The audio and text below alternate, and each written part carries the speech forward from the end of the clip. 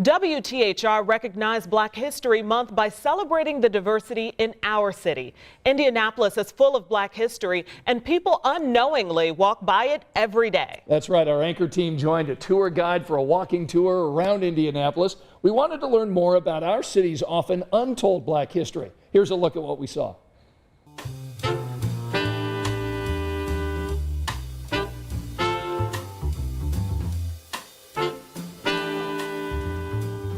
All right, well, let's dive back into Indy's rich Black history as we continue sharing some of the city's historic landmarks that we pass on our walk and talk tour. So this next stop is the historic Bethel AME Church. It's been transformed into a hotel now, but it once provided a different kind of shelter.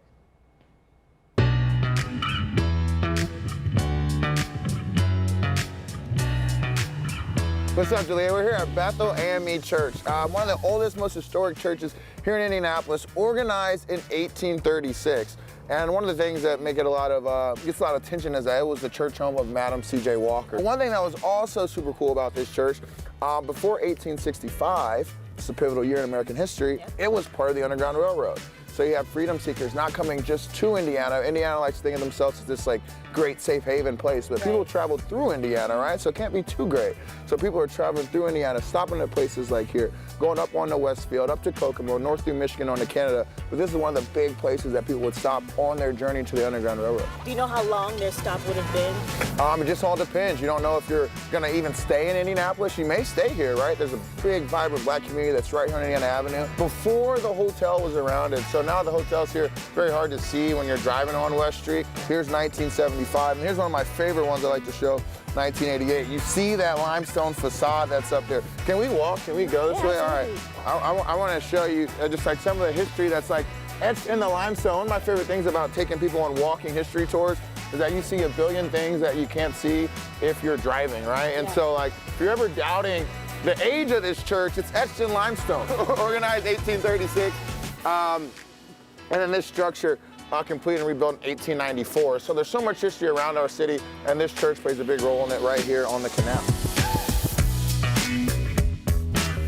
So very easy to see in that last shot because that's the view from the canal. But the reason why you missed this, as he mentioned, coming out on West Street, is because it's covered by, there's a Hilton and the Hampton Suites, or a Homewood Suites rather, and then the Hampton in there. So you would never know that that's sitting there. And you mentioned this being a staple in Indianapolis. It's built around the same time as the canal. So it's been there for such a long time. So you can imagine the history there. These tours have been so educational for all of us. And it's just a great thing that Sampson does. It's awesome. And it's great to celebrate that kind of diversity.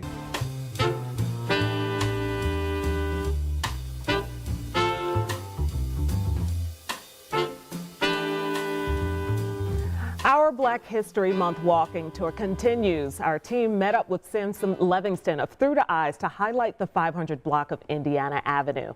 This served as the central business district for the African American community in Indianapolis, and you'll find this area still holds a lot of history today.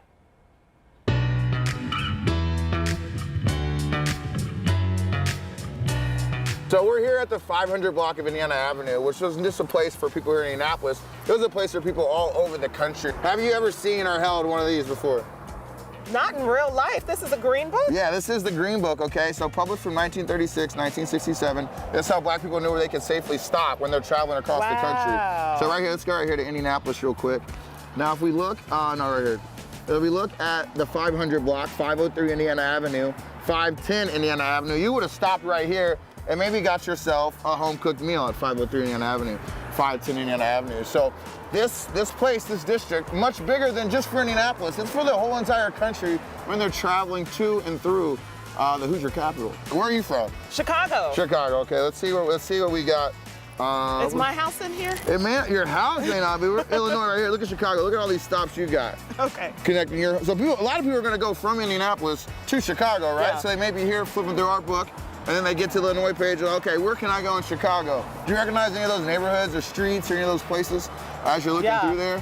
Yeah, so those... Actually, this is next door to my house right here. Okay, so you were in a Black neighborhood, which would make sense, right? Yes. You know? But there it is, right there. That's a 1940 edition. So people have been feeling safe in your neighborhood for 80 plus years now, which is pretty sick. If we were to look straight down the 500 block of Indiana Avenue, today, you won't see Lady Victory. But if we were to look down there 1956, straight down this block, we'd see her. We'd see Lady Victory right there. And if we were to look up the 500 block, from down there, you see all these stores and businesses. They would have all been lining up this way, and then you would have seen the Walker. Nice. So a lot more life here on the avenue. So cool. Yeah. So cool. Man, so it was like a blast from the past. That was my first time actually holding a green book, and to be able to stand in the community and to see where these addresses are and where the places are, and this was here and that was there. We are walking through history, folks, and we don't even know it. Lockfield Gardens is the next stop on our walk and talk tour as we celebrate the diverse history that defines our city. Lockfield was Indy's first federally funded housing project. Many Hoosiers know it as the home of the Dust Bowl. And I found out recently some of our state's legends played hoops on the old court. All right, Scott, so we're here at Lockfield Gardens. Sits right here on Indiana Avenue. So this was one of the first segregated, matter of fact, the first segregated housing development here in Indianapolis. Okay, you see this 1941 map. You know exactly who Lockfield Gardens is for. It's for the African-American community in our city.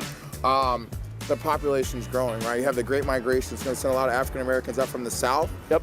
Into cities like Chicago, Milwaukee, Detroit, Indianapolis. They need somewhere to live. What's our favorite sport in Indiana? Basketball. Come on now, like we know this. We don't gotta do this. I'm gonna show you here. Okay, so this will be an old basketball court back here. Yep. Right? The Dust Bowl. But this is pretty cool. Okay, so Oscar Robertson played there. Bill Garrett played there. Bill Garrett's known for integrating the Big Ten. Down at IU, they got a field house named after him. This is an article from the Recorder about Bill Garrett and his team winning a tournament here. NBA players who would come back to Indianapolis to play, and they might lose in that tournament just to a team made up of guys from Indy. Wow. Not playing no college basketball, no professional basketball. Like, that's how much hoops culture is here, especially here in the black neighborhood. So from Oscar Robertson going from literally playing games at Lockfield Gardens to the NBA Hall of Fame. So the basketball court, what was the basketball court like back then? But I can imagine just the intensity, the love, the care of the game all being displayed over here at Lockfield Gardens. And so like basketball kind of works as a universal language in Indiana, right? If you can play, you can play. And it's gonna be one of the main catalysts for integration here in the city. Like, there wasn't too much positive black news being shared by our mainstream media until Addicts made their state championship. Right. So I think about Oscar and people on that team playing here, not realizing the impact they're gonna have on a city just by playing basketball, because that seems to be a language that we all understand here in Indiana, right? And so, that would have been so cool to see Oscar Robertson and all these other NBA legends playing on a dusty basketball court there in Lockfield Gardens. Super cool.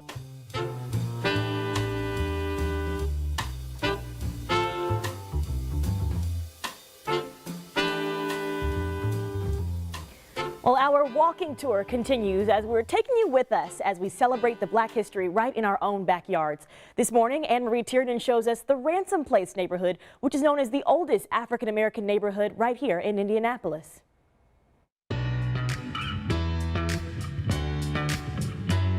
what's up, Ann? We're here in Ransom Place. Yeah, this is such a great location. I come by here all the time, but never come down these streets. Yeah, so these streets right here filled with black homes, black businesses, black people. This was a thriving neighborhood.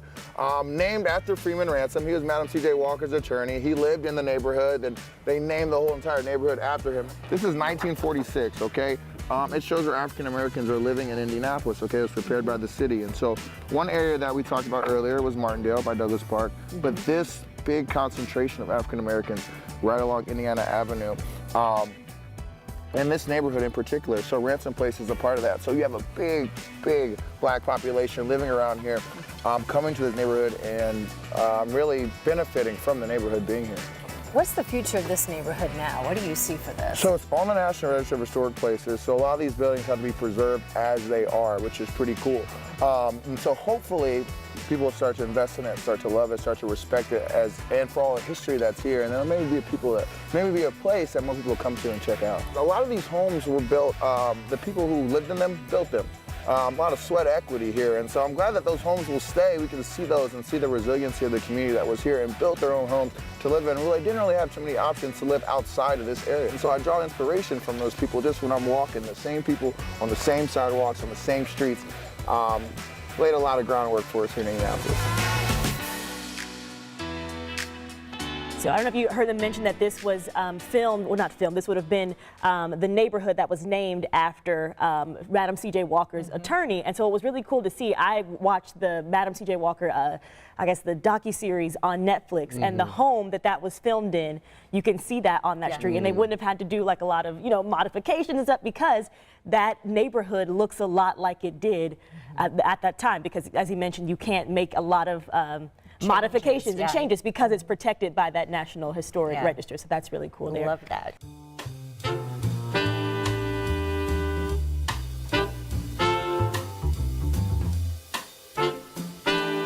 Well, during this Black History Month, WTHR thought it was the perfect time to learn more about the Black history all around us in Indianapolis. So I learned about one of the powerful leaders who helped shape this city.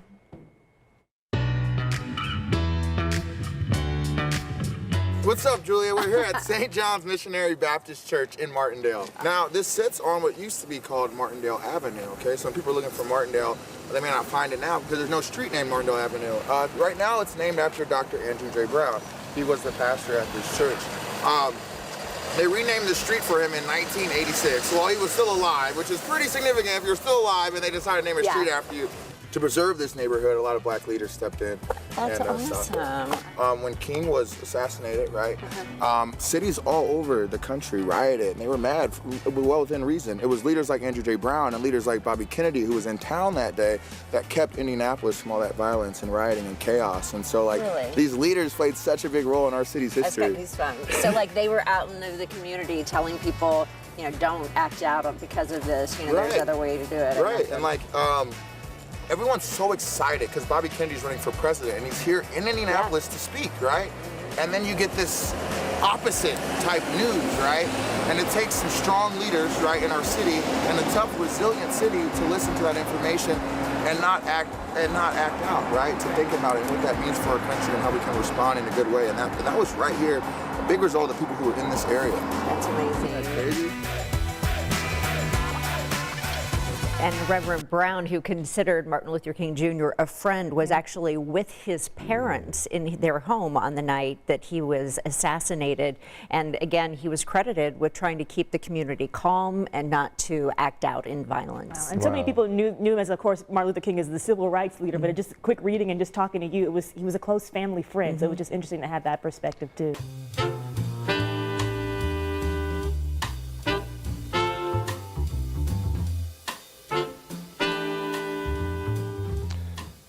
As we celebrate diversity here in Indianapolis, we continue our walking tour through our city. I met up with Sampson Levingston to learn more about the Jazz Masters mural on Indiana Avenue. What's up, Carlos? We're here at the Indiana Avenue Jazz Masters mural, man. Sampson, I'm super excited about this. What relation do all these amazing artists have to Indianapolis? They all played here, which is just fantastic. We have David Young, Jimmy Coe, David Baker, he's big at the IU Bloomington Jazz program down there. We have J.J. Johnson. We have Slide Hampton. You can see how he got the nickname. Right? Yeah, I like it. Freddie Hubbard, Larry Ridley, and then Wes Montgomery. So like a lot of these artists have played songs that I know you've heard. We'll see if he recognizes what Wes is playing. Now imagine you're hearing it from the guitar of that guy right there. This is my kind of music right here. Tequila, I like it. Guy, Wes Montgomery. I got another one for you. Yeah, wow. Right, and this is one of my favorite things, talking about our history here. People are like, why is this mural here and why can't we see it? Yeah, it goes on the wrong way of the street. So like, if you're on Capitol, you won't see it unless you're driving like this. So like I've led about 2,000 people right to this place, and I'd easily say 80% of them have not seen this mural, right? And so like it's cool to point out that it's here, and then why it's here. It came for the Super Bowl. We hosted Super Bowl 46. Okay. Knocked it out the park as we always do. But we decided that we would paint 46. Come this way, Carlos. We decided we'd paint 46 murals for Super Bowl 46, and this is one of them. Okay. Two things. First off, I pass that every day on the way home Yep. when I'm going to the south side. But if you're going southbound on Capitol Avenue, you don't see it unless you turn around like that. Because it's a one-way. Yeah. And secondly, it just goes to show the kind of the melding of music. You know, that jazz and Latin jazz, which is what I grew up listening to with my dad being from Cuba and me being a first-generation American. They're so similar, and you can kind of see the crossover there. But jazz in the 50s and 60s here in Indy was huge. Yeah. Great stuff.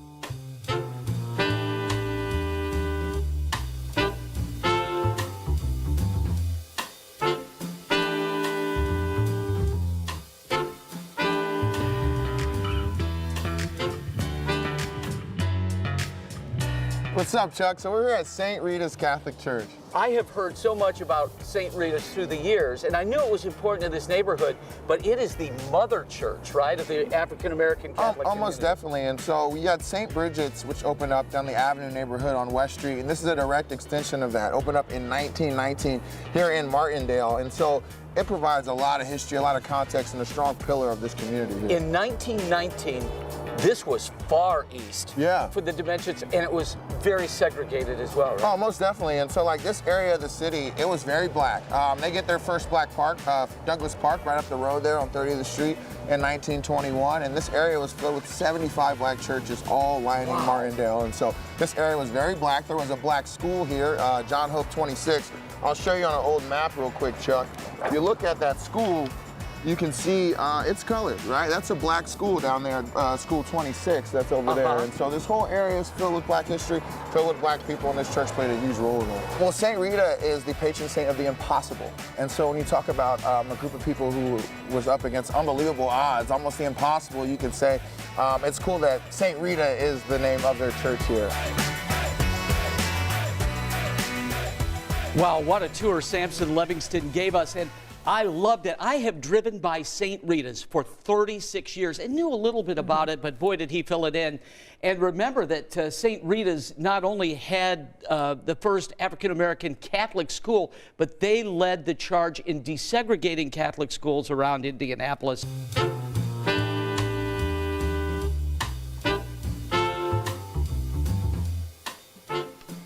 Indianapolis was once home to one of the largest black YMCAs in the country.